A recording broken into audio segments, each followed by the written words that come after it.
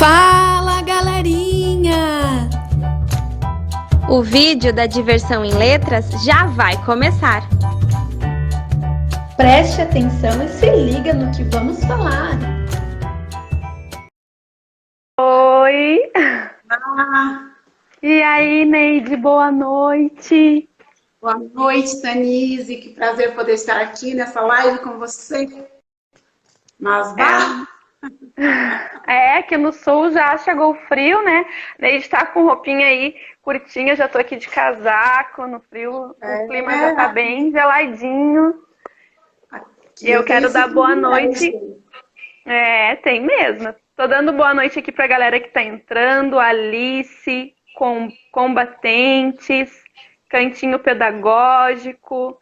Tem uma galera entrando aqui com a gente. E eu tô pedindo que eles coloquem de que cidade eles estão nos acompanhando. Também enviem essa mensagem para outras pessoas poderem nos acompanhar. Porque o assunto, né, Neide, não é aquele assunto tão agradável que a gente gosta de sentar e conversar, embora a gente faça isso quase todo dia, né, amiga? A gente conversa bastante sobre esse assunto, mas é necessário, é um assunto que nós precisamos sim debater e precisamos trazer orientação para os pais, para educadores, né, para as pessoas no geral. Nós precisamos falar sobre esse assunto.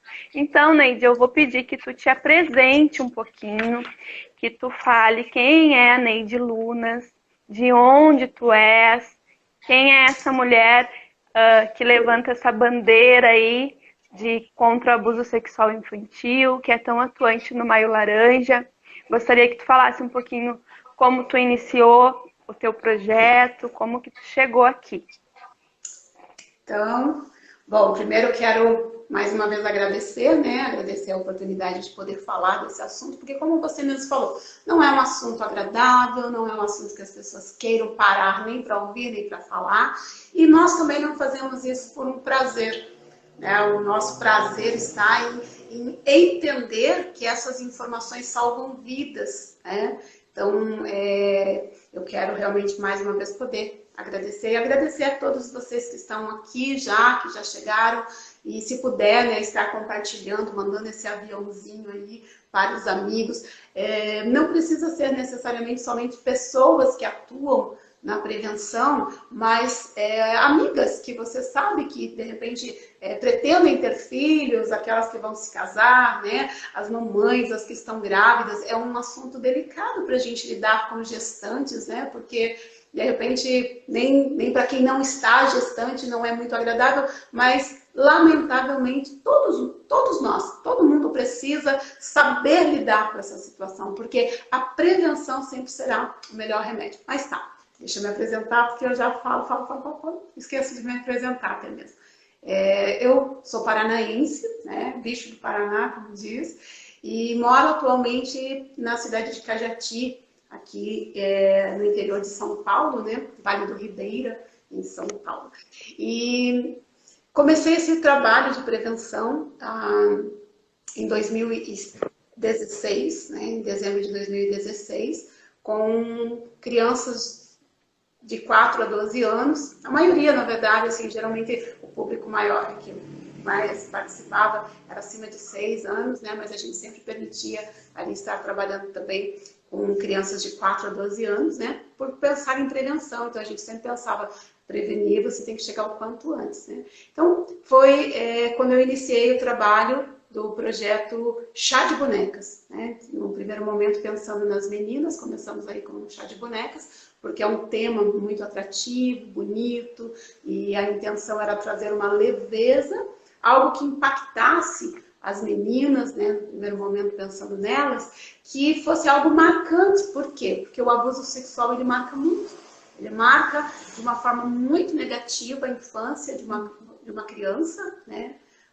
Obrigada, Cris. A Cris está aí, minha amiga, somos parceiras de projeto, né? Obrigada, Cris, pela sua presença.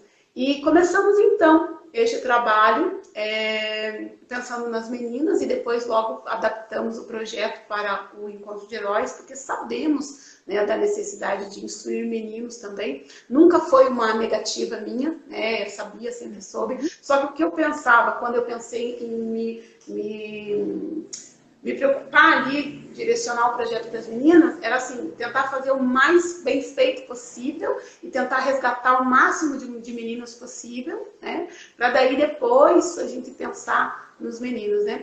E graças a Deus a gente tem trabalhado aí desde 2016. O projeto já alcançou várias cidades e estados do Brasil, né? Nós estivemos aí em 9 estados, cidades. Fomos repetindo algumas cidades, né, como, por exemplo, no Rio de Janeiro, em Queimados, eu estive com o projeto, acho que 3 vezes, né? Então, algumas cidades foram repetidas, mas a intenção é alcançarmos o Brasil todo, se Deus assim permitir, né? E as pessoas se mobilizarem, nós estamos alcançando o Brasil todo. Mas, eu falei dessas cidades e estados que eu estive pessoalmente. Mas hoje, graças a Deus, a gente tem visto assim, pessoas que através do livro, eu lancei o livro com o método, né, que é Chá de Bonecas e Encontro de Heróis. Com este livro aqui, nós temos visto muitas pessoas que não podem, não conseguem, por exemplo, custear uma capacitação. E, na maioria das vezes, me procuram. Olha, adquirir seu livro. Conseguem, através do livro, ter essa capacitação, Isso, essa ideia, pelo menos. Claro que assim, uma capacitação ela é sempre mais positiva, por quê? Porque você está lidando com situações, por exemplo, eu estou ali levando, melhor dizendo, toda a metodologia, mas, de repente, tem uma situação que a pessoa tem ali, mas olha, aconteceu isso, aconteceu aquilo. Então, enriquece toda a nosso repertório. Por quê? Porque nós estamos lidando com situações ali do cotidiano. E é uma troca, porque eu estou ali palestrando, mas tem uma pessoa que já trouxe uma pergunta, a outra já trouxe uma situação, né? Então, sempre será mais positivo, né? E com esse método, então, a gente tem visto. Já foi para o exterior, Chá de Bonecas e Encontro de Heróis já foi feito na Espanha, em Madrid, foi feito na Suíça por uma querida, a Márcia, a Cris, Cris, ela levou para a Suíça e fez lá em 2 cidades diferentes, né?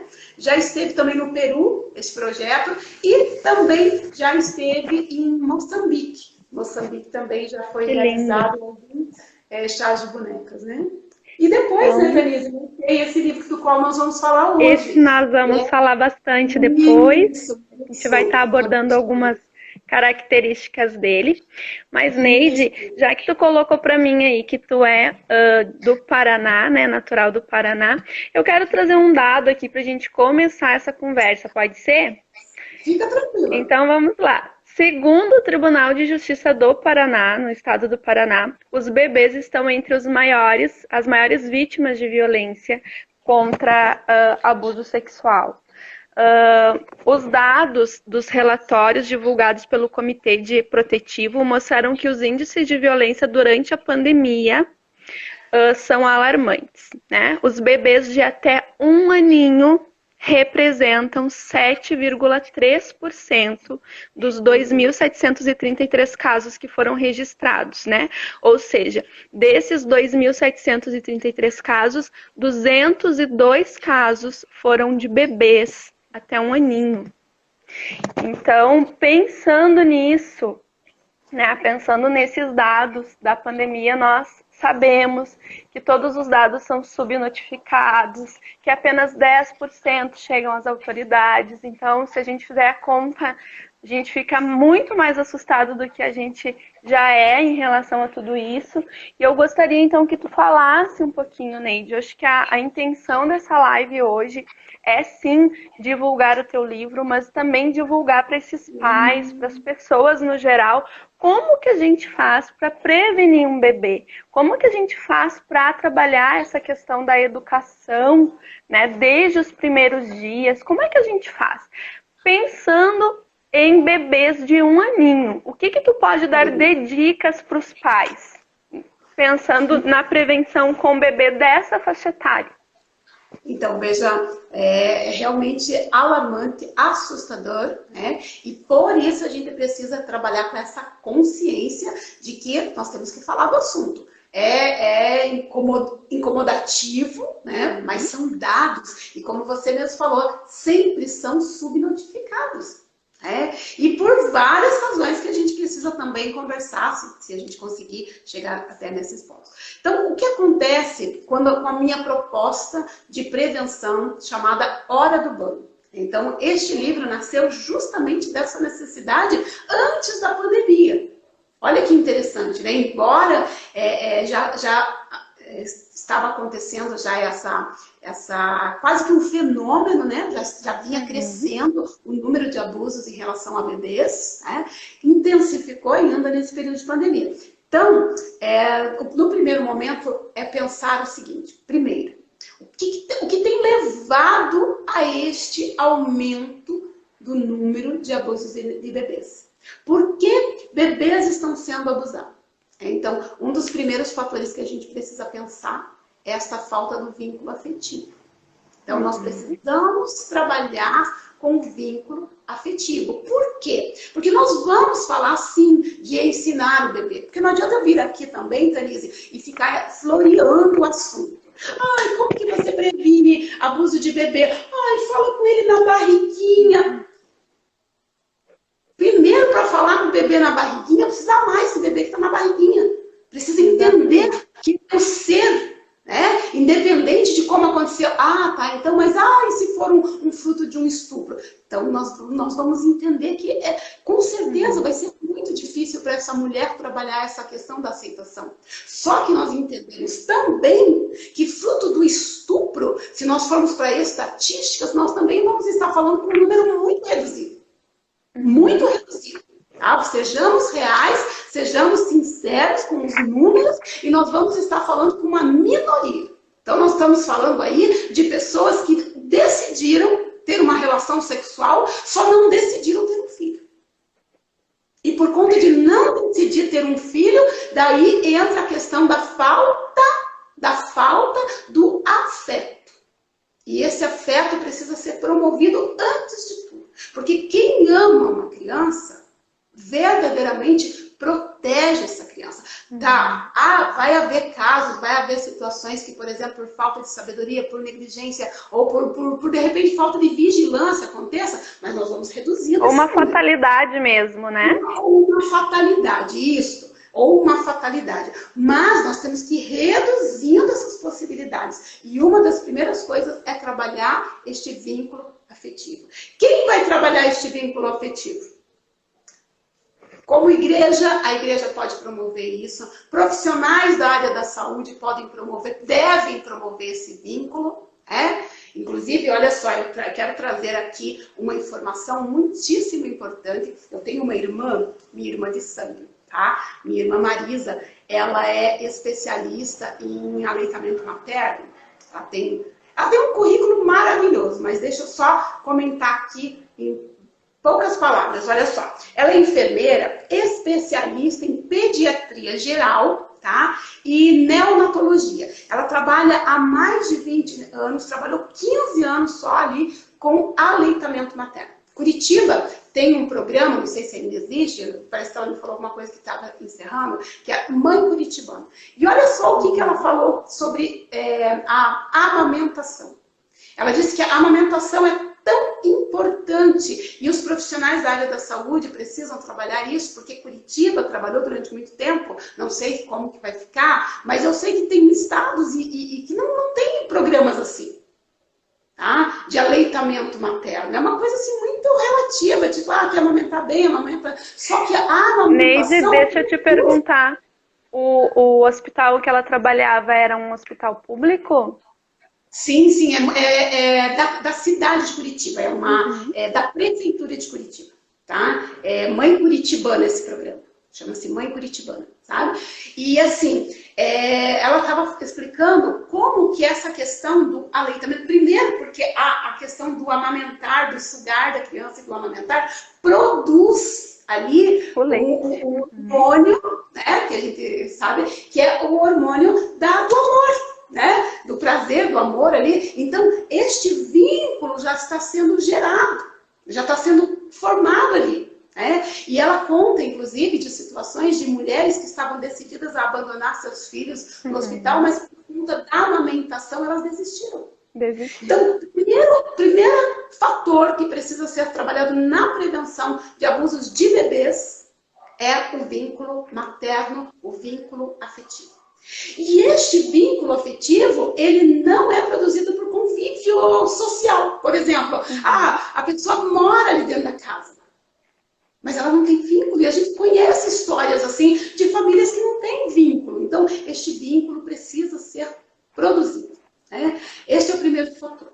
Aí, é claro, veja só, quando há esse vínculo, quando já está ali sendo trabalhada a importância daquela criança, porque nós não podemos partir do nosso pensamento, de um pressuposto assim, de que, eu conheço na minha família, por exemplo, lá as mães são cuidadosas, são amorosas. Não, nós estamos falando de crianças negligenciadas, de famílias que verdadeiramente, se a criança tomou banho bem, se não tomou banho, nós estamos falando, por exemplo, de crianças que vão para uma creche, tomam banho, inclusive eu menciono isso no livro, tomam banho na segunda-feira que a professora, a tia lá, a cuidadora deu, tá?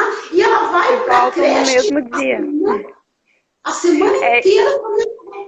Eu tive essa experiência, eu trabalhei em educação infantil, em escolas públicas, e é de fato isso. A gente mandava aquela criança, educação infantil, a gente está contemplando aí faixa etária de até 5 anos, e principalmente no berçário maternal, a gente trocava esse bebê e ele retornava com a mesma fralda que nós havíamos colocado às 7 da noite, na escola. Então, sobre aleitamento materno, a Jéssica Minho, que é escritora aqui da Diversão em Letras, também ia amar, porque ela tem também especialização na área e ia gostar muito desse bate-papo aqui conosco. Sim. Com certeza já vai contribuir aí, já vai escrever algum artigo em relação a isso, na questão da prevenção do abuso. Mas, Neide, isso tu estava falando na questão da formação do vínculo e quanto as organizações, tanto ONGs quanto igreja, podem colaborar trabalhando, fazendo algo nesse sentido, de fazer projetos mesmo para estabelecer esse vínculo. Porque muitas mães, até mães de primeira viagem, mães que estão ali sem saber o que fazer com aquele filho, às vezes sozinhas, sem também ninguém da família para poder auxiliar naquela gestação, E a gente sabe, nós somos mães, o quanto é difícil os primeiros dias, o quanto é difícil a fase do amamentar, e realmente a gente precisa de auxílio. E quanto é importante até mesmo a igreja entrar num projeto desse e poder ter braços para acolher essas mães. Isso é muito interessante, porque a gente fala da criança negligenciada, a gente está falando aqui de bebê de 0 a 1 ano, mas o quanto isso é importante realmente que a gente fale, porque existem mães que têm uma condição financeira boa, mas que também se deparam com essas dificuldades no início do parto, ali, logo depois do parto. Verdade? Ainda, veja bem, ainda que seja menor, de repente, porque a gente fala sempre de uma maioria, a gente sabe que é o fator econômico, a questão de classe, a questão de cor, muitas vezes as pessoas também colocam isso na balança. Não vou dizer que não tem ali toda uma verdade, tem uma meia-verdade nisso tudo, e depois eu posso até te explicar por que eu digo que tem uma meia-verdade, mas você veja só, essa questão do vínculo não acontece só em relação à questão social. Essa minha irmã, inclusive a Marisa, se vocês quiserem depois um dia marcar com ela tem uma bagagem incrível, e ela falava inclusive assim, de visitas que eles iam fazer em prédios luxuosos, prédios de um andar, de um apartamento por andar, e chegava lá de repente, às vezes por conta do uso de drogas, sabe? Então não tinha vínculo nenhum com a criança, sabe? Não tinha aquele vínculo afetivo nenhum, e não tinha a ver com a questão da questão social, econômica. Tá aqui com a gente também a Vanessa. A Vanessa do movimento. Um abraço para ti. Faz um trabalho maravilhoso. Em breve vai estar aqui com a gente também. Mas, Neide, eu vou pegar aqui do teu livro, tá? Ó, tô aqui com ele, nós vamos falar bastante dele, a hora do banho. E diz aqui, né, na página 47, um estudo que foi publicado pela Universidade da Alemanha afirma que crianças que passaram por experiências traumáticas tiveram alterações na estrutura do cérebro, né? Eu sou uma neuropsicopedagoga, gosto muito dessa área, né? E já vi outros estudos também. Segundo os pesquisadores, crianças que sofrem abusos emocionais na primeira fase de vida apresentam alterações aí, né, no córtex insular. Então, esses traumas, né, a Vanessa que está aí também poderia nos ajudar bastante nesse debate. Os traumas a gente sabe que acompanham para a vida adulta. Mas o que a gente pode fazer com essa criança, né? Vamos falar aqui da hora do banho. Eu sei que tu trouxe informações valiosíssimas aqui nesse livro e eu digo para todos que estão acompanhando a nossa live aí para que vocês possam adquirir. Depois a Neide vai estar falando como faz isso no finalzinho da live. Mas eu gostaria, Neide, que tu colocasse para nós, né, esse passo a passo. Em primeiro lugar, então, a gente precisa trabalhar o vínculo materno, o vínculo afetivo com essa criança, seja a mãe ou o cuidador mais próximo, trabalhar essa vinculação, que a gente sabe que quem ama vai proteger, quem ama vai ter um olhar mais atento, vai cuidar. E eu gostaria, então, que a gente passasse aí para uma segunda fase, esse bebê que já está um pouquinho maior, né? Hoje a gente tem a estatística, não agora na pandemia, né? Mas as crianças vão para a creche, para a escola de educação infantil a partir dos 4 meses de idade, né? Como que a gente faz se essa criança foi para a escolinha, é uma criança que já está maiorzinha aí? Como que a gente consegue organizar essa questão da prevenção? De que forma a família, os cuidadores podem ficar atentos que sinais essas crianças dão aí nesses primeiros aninhos e de que forma que a gente pode ser bem atuante na questão da prevenção em casa. Conta para nós aí, Ney. Então, na verdade, até quando você me perguntou, né, sobre a questão do bebê mesmo, vamos falar então assim, nós falamos da necessidade do vínculo. Então vamos falar de quem já tem o vínculo, né? E que precisa mesmo desde ali nas trocas do bebê. Porque o bebê, ele vai entendendo até a entonação de voz. A entonação de voz que você está tendo, a expressão, ele vai, na verdade, não é que ele vai entendendo, ele vai registrando. Ele vai registrando. Então, a mamãe que está ali conversando, e lamentavelmente, gente, tem muita mãe que não consegue conversar com o filho. Tem pessoas que não conseguem, aquela coisa assim de achar que a criança não está entendendo. E isso, Tanise, é uma das possibilidades, inclusive, de abusadores familiares cometerem tal ato. Não estou nem de longe, mas nem de longe tentando justificar, mas assim, a gente sempre tenta compreender. O que acontece muitas vezes, principalmente em relação a pessoas da família, é de entender que aquilo que ele está fazendo, que pode acontecer na maioria das vezes, assim, aquilo que ele está fazendo não faz diferença para a criança. Tá? Por que uma mãe geralmente aceita, digamos, uma proposta de um namorado para produzir ali, para mandar para ele, porque isso é fato. Infelizmente. Tá? Por quê? Porque ela entende, na verdade, que aquela criança para ela não vai fazer diferença. Por quê? Porque geralmente nós não temos lembrança daquilo que aconteceu conosco com menos de 2, 3 aninhos. Uhum. Freud, amnésia infantil. Ele falava da síndrome da amnésia infantil, ele falava de 7 anos. Né? Então, se você lê ali os estudos de Freud, ele vai falar da amnésia infantil, contando assim lembranças antes de 7, 8 anos, mais ou menos. Só que o que acontece, por que ele fazia isso? Por que ele entendia dessa forma? Porque as crianças não tinham repertório. E olha que interessante, porque as nossas crianças hoje, elas já estão tendo isso. Porque se elas não têm do convívio familiar, mas elas têm do aparelho celular, elas têm da televisão, elas têm da escola, tá? Então, o que acontece? Mas, mesmo assim, por mais repertório que a criança tenha, antes de 2 anos, é muito raro você encontrar qualquer resquício. Isso são estudos mais atuais que trazem isso pra gente. Então, de 3 anos, algumas crianças conseguem ter. Menos de 2 anos, é muito raro e ele vai vir assim como flashes, ou no caso, como acontecia com a Beth Thompson, né? Através de pesadelo, alguma coisa muito, muito rápida. Aí o que acontece? Se eu não lembro, é porque não aconteceu. Ou se eu não lembro, também não faz diferença. Não é verdade. Não é verdade porque tudo o que acontece na nossa vida terá uma consequência.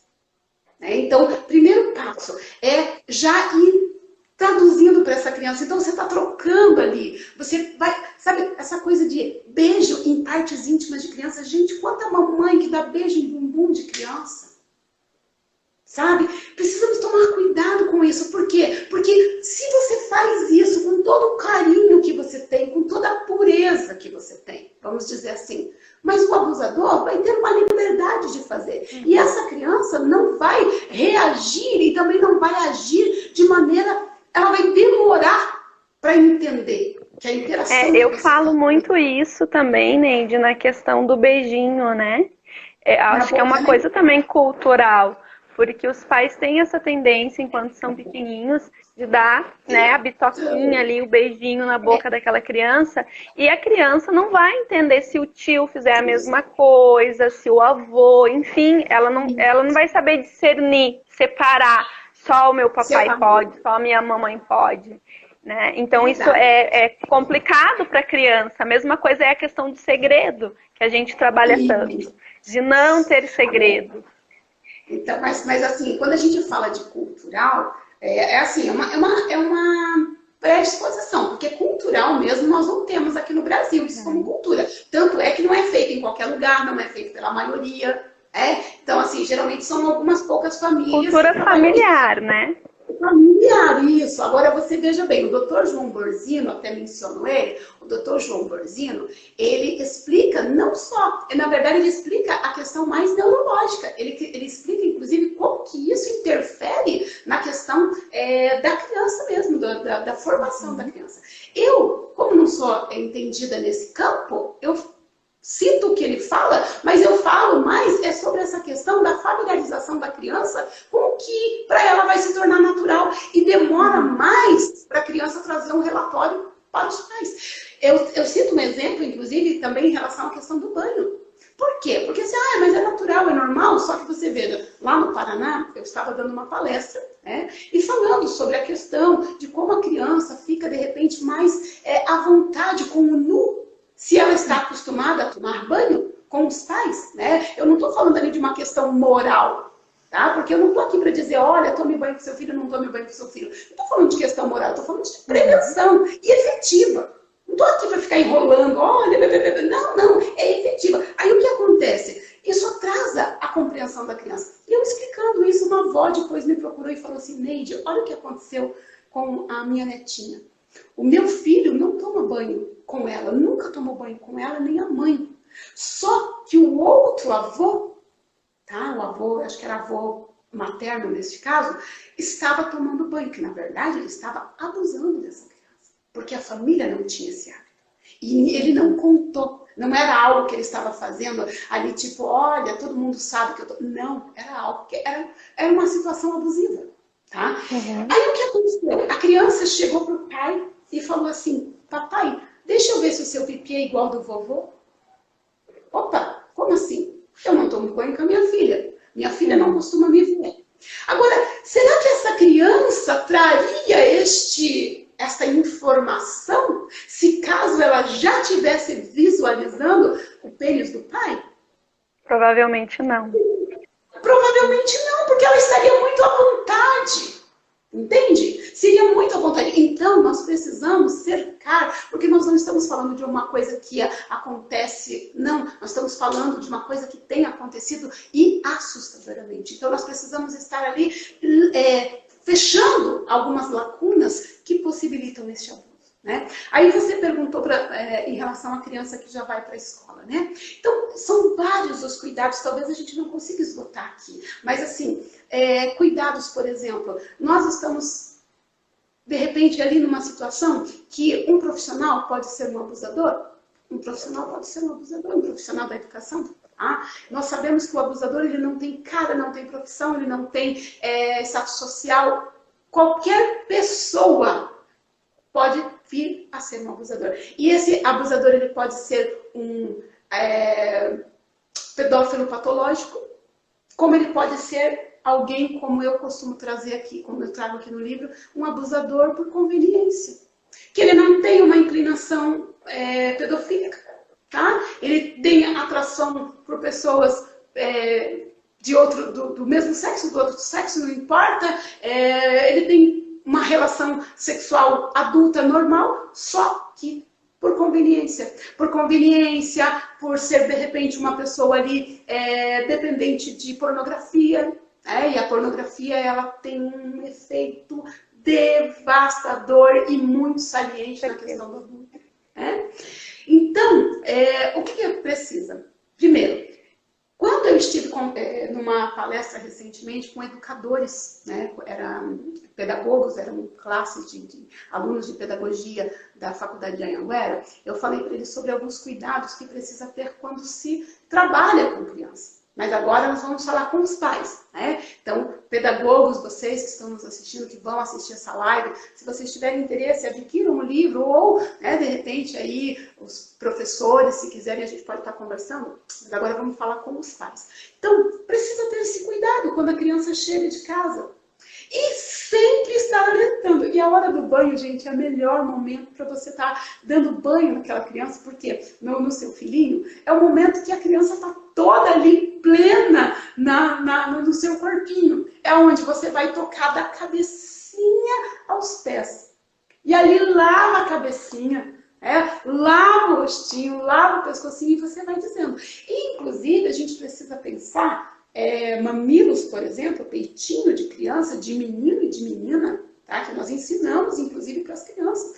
Peitinho de criança não é brinquedo para ninguém. Porque se for um pedófilo patológico, para ele, peitinho também é tão excitante quanto seios de mulher e peitoral de homem másculo. Então precisa ter esse olhar. E vai ali já trabalhando. Agora, veja bem. A pergunta que muitos me fazem nas capacitações é assim, Neide, eu estou desconfiado. Aí, se eu perguntar, ele não vai saber me dizer porque ele só tem 3 aninhos. Ele só tem 4 aninhos. Ele é muito tímido, ele não sabe falar. Então, como que eu faço? Primeiro, eu costumo orientar assim que você não deve perguntar para uma criança se alguém está mexendo, se o tio está mexendo, se a professora está mexendo, se o vô está mexendo. Tá? A não ser que você já tenha, de repente, alguma coisa muito concreta. Outros indícios. Mas eu sempre oriento o seguinte, você tem uma desconfiança. Você vai criar uma ponte de confiança com essa criança. Inclusive com crianças muito pequenas. Criança de 2 aninhos, que já fala pipi, que já fala dodói, tá? Que já fala do jeito que você conversa. Como que você conversa? Machucou ou fez dodói, é assim que você conversa, é assim que você vai criar este diálogo, mas é você quem vai criar. Então é assim, na hora do banho você já está lavando e dizendo. Agora você também precisa estabelecer para a criança quem são as pessoas que podem. Porque se você conhece a professora, mas mesmo assim você conhece a professora, você conhece seu marido, você conhece o vovô, você conhece, mas mesmo assim, por quê? Porque a orientação. Então você vai criar essa ponte. É assim, olha, se alguém ficar mexendo, procure usar as palavras corretas com a criança, gente. Porque este vocabulário também é importante, porque assim, se alguém tocar. Bom, tocar eu posso tocar involuntariamente. Tocar pode ser isso. Exato. Tocar involuntariamente. Agora, a criança, ela já está dentro do mundo dela, ali, do desenvolvimento dela, e você é expertise nisso, você sabe que dentro desse desenvolvimento ela vai usar palavras-chave também. Então, assim, não mexa aí, tá? A gente costuma dizer. A mãe fala, não mexe no brinquedo da sua irmã, não mexe no bolo. Então, a criança ela já está compreendendo que é algo que pode, que não pode. O mexer pode, que não pode. Agora, o tocar, geralmente ele é permissível. Eu toquei, esbarrei ali, e não faz parte, inclusive, do vocabulário mais, de maior atenção da criança. Então é assim, se alguém mexer, não deixa ninguém ficar mexendo. O amiguinho não pode ficar mexendo, tá? Ninguém pode ficar mexendo, tá? Então, mexer. Mexer aonde? Aí você vai usar, mas não pode, tem que usar o nome correto, é vagina, é pênis. Bom, no dia a dia a criança não vai usar. E outra, gente, pelo amor de Deus, deixa eu falar um negócio para vocês. A criança, ela está também criando ali, nós estamos ajudando ela a criar o vocabulário dela. E o abusador pode usar pipi. E você quer falar só pênis para a criança, então no pênis... Não, o abusador está usando pipi. Então você pode usar e pode trazer, inclusive, outros nomes, porque está formando ali. Agora, claro, crianças maiores e mesmo a criança pequena, mas vagina, tudo bem, você pode falar. Pênis, tudo bem, você pode falar. Mas use essa mais corriqueira que você usa dentro da sua casa. Tá? Porque o importante... ontem eu falava sobre isso. É mostrar para a criança onde fica o pipi, né? Ó, vou mostrar aqui no nosso bonequinho. Estabelecer esse cuidado, esse diálogo, essa atenção no fim do dia. Como isso é importante, Neide, né? E os pais, às vezes, deixam esses momentos preciosos de prevenção passar. Esse autocuidado, ou eles terceirizam isso para outras pessoas. E quanto é precioso esse momento. É verdade. Porque onde fica o pipi? É aqui? Não é. É aqui, ó. Aonde fica o bumbum? É aqui, ó. Como que chama isso aqui? Bumbum, busanfa, busanfão, cofrinho, tá? Sentador, popô. Não importa. É aqui, ó. Que não é para as pessoas ficarem mexendo. Ninguém pode ficar mexendo, viu, filho? Ninguém. A mamãe tá lavando para ficar limpinho. Se alguém precisar lavar para ficar limpinho, pode. Mas ficar mexendo não pode. Tá? Ó, aqui, filhinho, ó. A mamãe tá lavando para ficar limpinho. A mamãe passa remedinho se tiver dodói, tá? Se tiver machucadinho. Mas ninguém pode ficar mexendo. Tá? Aqui, ó, não pode ficar brincando, não pode ficar mexendo. Brincando, mexendo, por quê? Porque não é brinquedo, não pode ficar mexendo, tá? E daí, assim, se alguém mexer, você precisa contar pra mamãe. Você precisa, tá bom? Porque aí, o que a gente vai fazer? Como alguém disse um dia, chama a polícia. Não fale isso com a polícia. Fala que você vai proteger, tá bom? Porque a criança não precisa saber. Por que eu falo isso? Inclusive, quando a gente trabalha com crianças maiores, veja bem. Certa vez nós estávamos num chá de bonecas, e a minha colega que estava comigo no dia, e eu sei que ela fez isso sem nenhuma má intenção, foi uma coisa que escapou. E interessante que ela não costumava fazer. Mas ela, ali no afã de a gente contar história lá, e prevenção, e rede de proteção, ela pegou e falou bem assim, que daí ia chamar, porque daí se... a criança contasse, no caso, então a gente chama a polícia. Quando falou, chama a polícia, a menina deu assim. Como assim? Aí eu já entrei, porque eu vi que a minha amiga ficou sem jeito ali, eu já entrei e a gente já consertou. Por quê? Principalmente se você estiver trabalhando no coletivo. Principalmente se você estiver trabalhando no coletivo. Se você falar qual é o resultado eu vou chamar aqui de denúncia, mas a gente não fala para a criança que ela está denunciando. Ela está contando aquilo, tá, para uma pessoa que vai protegê-la, para o seu adulto de confiança, ou para a pessoa que protege você, que cuida de você, tá? Então, nós vamos fazer de tudo para te proteger. E tem pessoas que trabalham para proteger criança. Aí, é claro. Só que você, veja, você faz um caminho que você não está dizendo, você não está... Para não assustar. Isso, porque... Nós falávamos sobre isso, Neide, porque quando a gente fala para a criança sobre essa proteção e sobre a própria denúncia, esse caminho, isso é assustador, porque quando elas são maiores e já têm um pouquinho de... conseguem entender e discernir um pouco mais a situação, a primeira coisa que elas pensam é exatamente isso. Mas se é o meu pai, se é o meu irmão, eles vão ser presos? Como assim? Isso, é bem isso. Então tem esse cuidado, né? A Vanessa, ela está comentando aqui sobre a questão, deixa eu só ver aqui o que ela falou. Tá. Ela disse assim que ela só discorda da questão da pedofilia enquanto patologia, né? Assim, existem esses estudos, né? Eu, na verdade, o que eu posso dizer?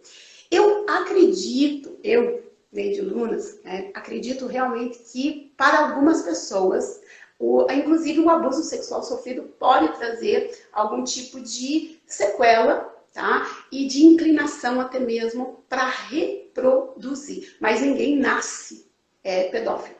Agora, uma coisa que eu discordo da maioria dos palestrantes, inclusive pessoas que eu amo demais, tá? É quando diz assim, existem pedófilos patológicos que nunca cometeram crime. Aí eu discordo. Sabe por que eu discordo? Justamente por causa da base do estudo dessa patologia. Entende? Porque assim, o que seria esta pedofilia, tá? Esse transtorno parafílico ou essa parafilia? O que o estudo traz? Né? Que é um desejo exacerbado. É uma coisa assim que mostra, no caso ali, os estudos mostram que é algo que faz com que, inclusive, está no manual ali de doenças, né? Que é algo que faz com que a pessoa sofra. Aí, eu pergunto o seguinte. Primeiro, tá? Que geralmente esse transtorno, ele começa a se desencadear, porque não que a pessoa nasça, né? Mas começa ali a partir da adolescência, tá? E também, geralmente, ele é identificado na vida adulta, né, na maturidade. Aí, o que acontece é o seguinte, neste período, até que a pessoa se entendeu um pedófilo, ele não cometeu nenhum crime, nenhum ato infracionário, tipo, mesmo quando ele era um jovem, um adolescente, porque se ele tem ali uma patologia, se ele tem ali um transtorno, tá? Ele não cometeu, levando em conta a nossa lei. Tá? Vamos levar em conta a nossa lei. Eu vou te cortar nesse assunto. Por quê? Porque nós estamos aqui há 10 minutinhos de acabar o nosso tempo. Verdade. E eu sei que se nós fôssemos discorrer esse assunto, nós ficaríamos aqui com certeza a noite inteira. E a Vanessa, né? Também, ó.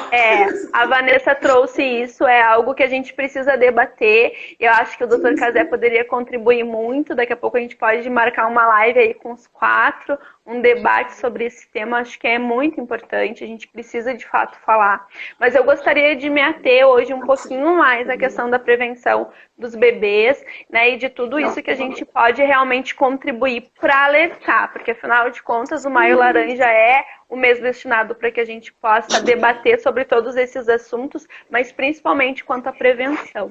Então eu gostaria, né, que tu fizesse algumas considerações já finais, né, finalizando o nosso tempo, mas que tu falasse de fato sobre isso. No teu livro me chama muita atenção que no final do livro tu coloca assim histórias reais que nós gostaríamos que nunca tivesse existido, né? E traz assim vários casos reais e que às vezes as pessoas, elas não têm noção, as pessoas que não trabalham com isso e que não têm muito conhecimento da causa, às vezes elas não percebem, elas não têm essa noção de que o abusador pode ser uma mãe, pode ser uma avó, pode ser uma tia. Quando a gente fala que é uma mulher, muitas pessoas se assustam, né? Porque normalmente as denúncias, o grande número de denúncia, o abusador, se a gente pudesse ter um perfil desse abusador, ele normalmente é masculino, né? Uma figura masculina. Então eu gostaria que tu colocasse se teve algum caso desses que tu estudou, que eu sei que tu estudou muito pro teu livro, que te chamou a atenção, que tu achou assim que foi bem diferente dos outros e que trouxesse à luz um pouquinho para tratar aqui conosco e voltar então para esse tema de prevenção para a gente fechar aqui. E aí tu vai dar as tuas redes sociais, vai falar sobre a Hora do Banho, onde encontra o teu material, e depois eu ainda quero falar um pouquinho do lançamento que nós fizemos essa semana, tá aqui fresquinho, né? Bailarinas também choram. Então eu gostaria que tu finalizasse, Neide, por favor. Então, veja só, esses casos, né, realmente eles nos chocam e eu fiz questão de colocar ali para ver essa variedade, né, de possibilidades. Mas, o que eu gostaria de falar, inclusive, assim, por questão de prevenção neste período de pandemia, é um número também crescente de casos de abusos perpetrados por adolescentes. Tá? Então, você veja bem, é muito comum, né, o caso de irmãos, abusos cometidos por irmãos. E isso eu falo, gente, de relatos de pessoas adultas. Tá? Então, trabalhando nesses quase 5 anos, o número de pessoas adultas que me relataram casos sofridos de abuso por irmãos, tá? E históricos, desde síndrome de João e Maria, que eu também trato aqui neste livro, a abusos mesmo, com violência, com toda sorte de interações abusivas. Então, um dos cuidados que eu gostaria de fazer, um dos alertas, melhor dizendo, é que, lamentavelmente, nesse período de pandemia, além do abusador adulto, que pode ser um pai, um avô, um padrasto, nós não podemos negar.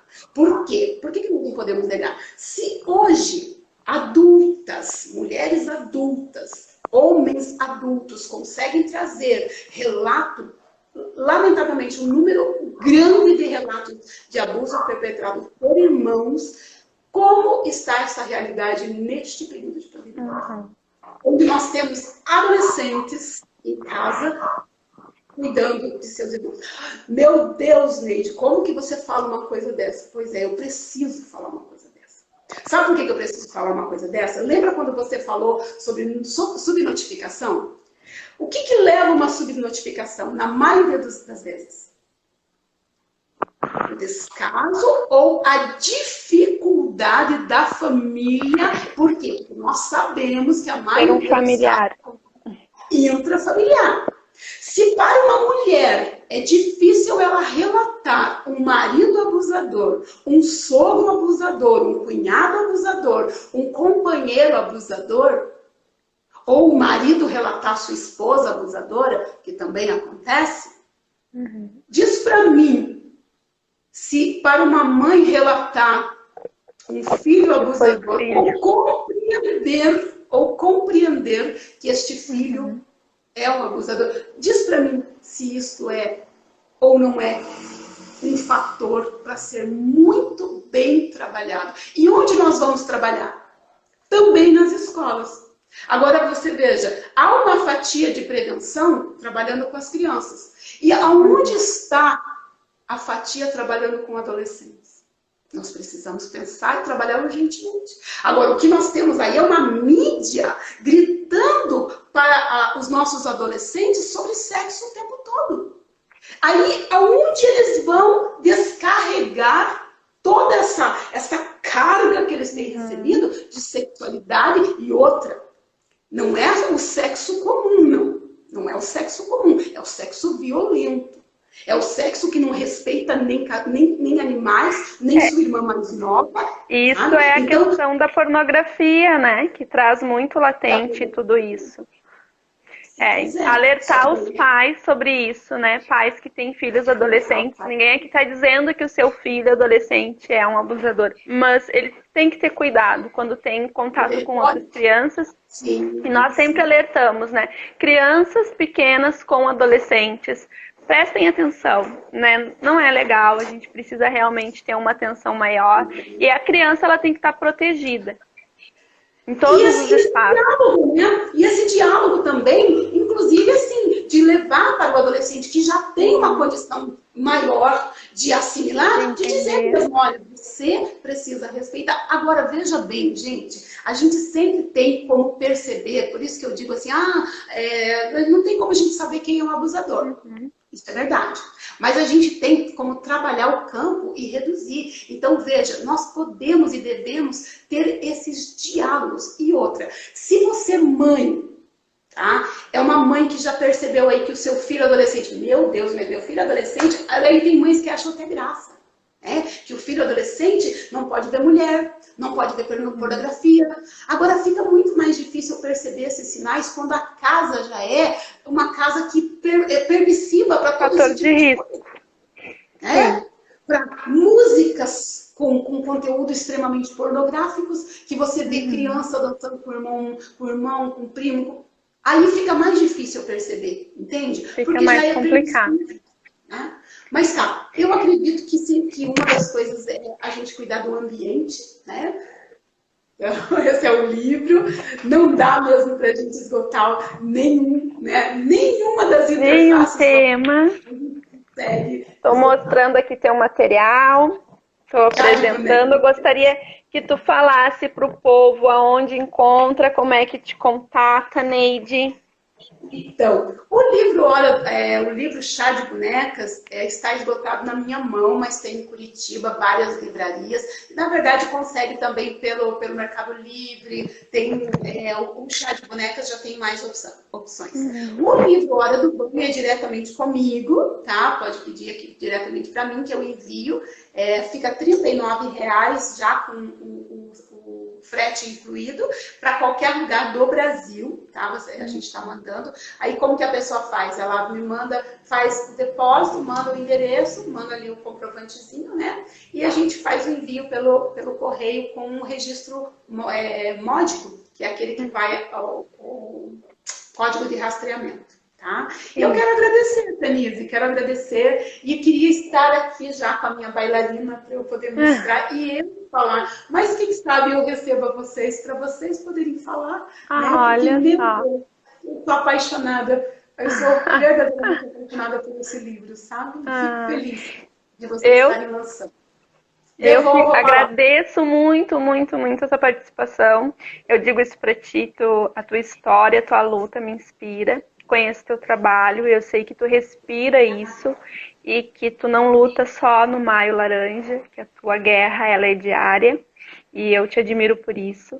Sei o quanto tu é séria nessa área e os teus materiais são excelentes. Teu tempo de prevenção, ele é extraordinário, né? Eu vejo isso, assim, alguém que se doa para essa causa com muito amor. Então, muito obrigada, Neide, por estar aqui, por erguer a tua voz em favor das nossas crianças. Em breve, as bailarinas estão chegando aqui, porque nós já enviamos.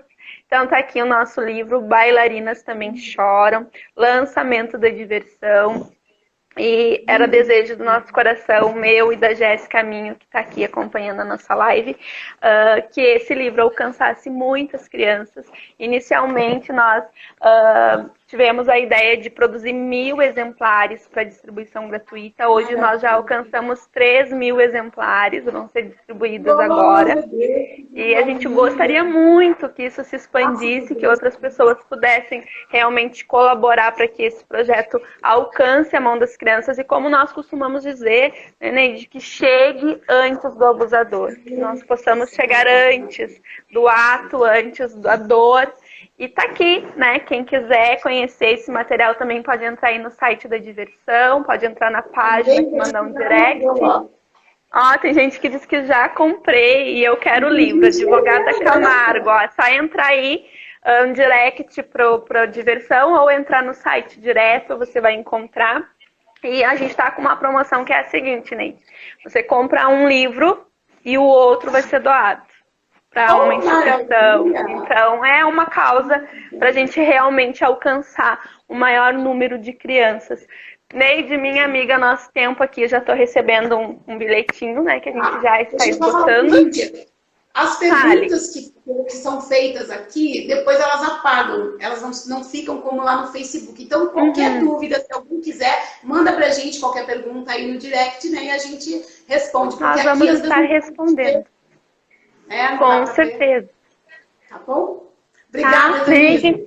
Um prazer mais uma vez falar contigo. Obrigada. Até a próxima. Breve. Tchau. E aí, você gostou do vídeo?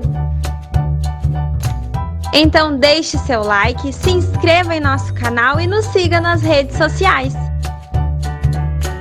Porque nosso conteúdo está recheado de coisas legais.